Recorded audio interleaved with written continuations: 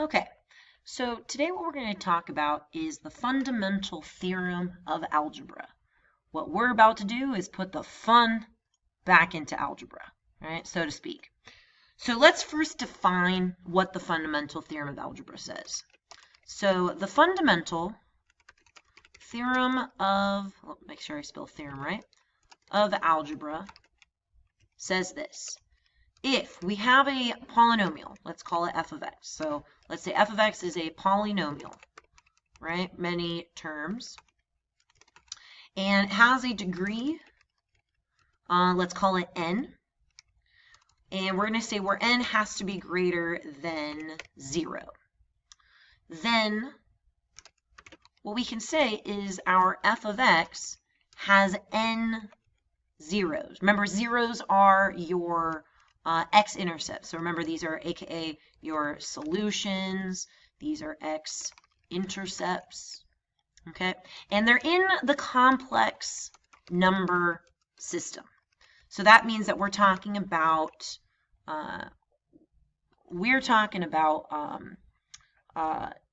imaginary numbers. We're talking about real numbers that you can physically count to. Okay, it's important to note here, right? So you want to make a quick little note, right? That all rational numbers, so rational, your numbers, are considered complex numbers, right? Remember in the form a plus bi. And really all it is where your b is equal to 0. Right? Because if your b is equal to 0, that guy goes away and you're fine. Okay? So what this is saying is you can come up with a polynomial. So let's come up with any polynomial. Right? F of x is equal to 3x plus 1. Okay? My highest degree is a power of 1. So that means, right, that n is equal to 1. So this means that it will have 1, 0. Right? It's going to cross your x-axis at one place, right? Which means that would be a real answer. But it has one solution, right? If I say f of x is equal to, 4x squared, right? Now we're dealing with a polynomial, so a quadratic. Your n is equal to 2. That means that we have 2 zeros, right? If I say f of x is equal to, I don't know, x to the power of 5 plus 3x to the power of 4 minus 3x cubed plus 2x squared plus x minus 7, right? Who cares about the rest of this polynomial? Power of 5. What this is saying is that 5, that highest degree, n is equal to 5, there should be 5 zeros, right? Now, again, these numbers might be real. I can physically count to them, right? 2, -7, a 1/2, right? They might be considered irrational, right? Root 2, right? And if it's a root 2, we're going to talk about how, right, negative root 2 would also be an answer. If I have a complex number, so let's say 4i, right? Negative 4i is also part of that. So again, we'll address that in just a second. So we have rational answers, we have irrational answers, and we have our complex answers. Okay. So the next thing that we want to talk about is something called the linear factorization theorem. Factorization theorem. Okay, and basically what this theorem is stating, let's think about this logically, is that it says linear, so that means the highest degree is a power of 1, factorization, so that means that we're factoring everything. So, so let's say this. If f of x, so our polynomial, is a polynomial of degree n, f has exactly n linear factors in the form, and it'll take the form of this.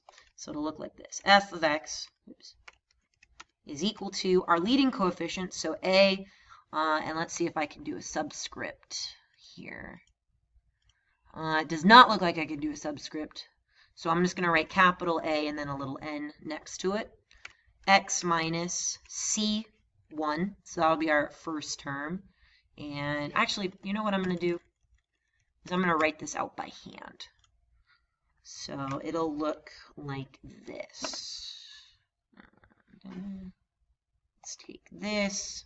So it'll look like this. So f of x is equal to a of n, our leading coefficient, and then x minus c1 times x minus c2, right, dot, dot, dot, times x minus however many I need, okay, where our c1, c2, all the middle terms, c of n, are complex numbers. Okay, and again, we just said complex numbers can be irrational or rational, right? So let's take an easy example. So if I say f of x is equal to x squared minus 3x minus 10, right? It's a polynomial, so that tells me that it has highest degrees of power 2, so n is equal to 2, so that means that there are 2 zeros, which we just talked about, and this now also means that there are 2 factors. Okay, this happens to be x minus 5 and x plus 2, right? So x minus 5 and x minus 2, right? Don't lose your equation. So here are our 2 factors, right? Right here. And then our zeros would be x was equal to 5 and x would equal to negative 2. Okay, so again, these are your zeros. These are your factors. So we want to make sure that if we ever have, and it says to write it in a factorization, we want to write it like this, okay? And we can have C1, C2, or however many answers, we can write them with i's or radicals, okay? So don't be afraid to note that, okay? Take a note that right here, complex zeros and irrational. Oops, spell irrational. Ooh, no. There we go. Irrational zeros occur in what's known as conjugate pairs. So basically what that means is that if a plus bi is a 0, then a minus bi is also a 0, right? If we have a plus the radical of b, then we also have a minus the radical of b as our 0. We might not have the a value, right? It might just be purely a radical form, but it's important to have conjugates. The reason why we have conjugates is because all of our problems, right, are going to have a coefficient of rational numbers. And if I multiply conjugates together, this radical or this imaginary number goes away. And so that's really important. So notice that if I take, let's take 6 plus 2i, and if I multiply that by 6 minus 2i, notice what happens. So 6 times 6 will give me 36.